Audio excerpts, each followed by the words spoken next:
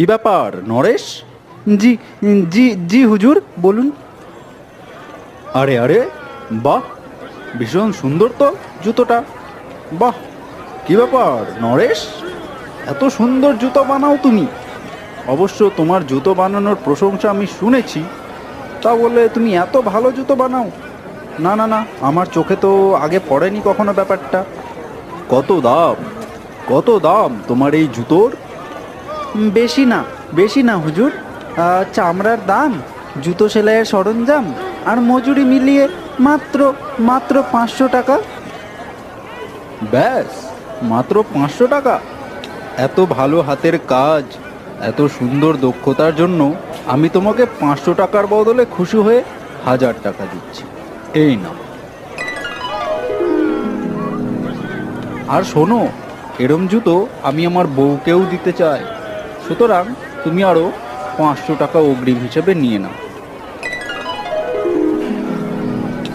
অবশ্য বউকে দিলে ডেলি ডেলি আবার বউয়ের হাতে মারটা খেতে হয় না।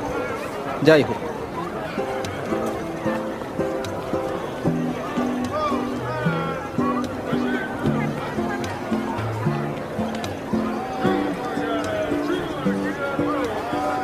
ও ভদলু দাদা, ভদলু দাদা, ও ভদলু দাদা, আমায় দু পাটি জুতোর জন্য চামড়া কেটে দাও তো।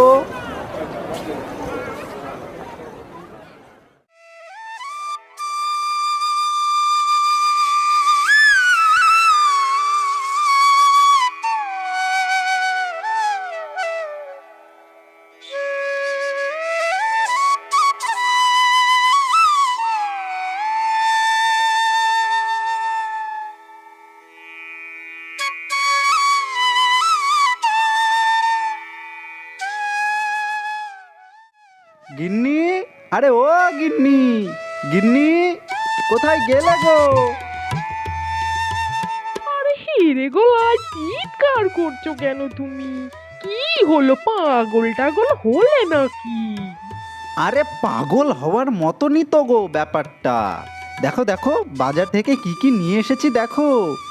ও মা, চাল ডাল সবজি, তার মানে তোমার জুতো বিক্রি হয়ে গেছে? হ্যাঁ গো গিন্নি, আমার জুতো বিক্রি হয়ে গেছে।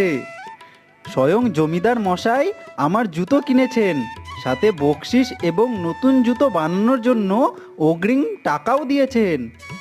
আহ আহ, আজ কতদিন পর রাতে খাবার খেয়ে ঘুমোবো।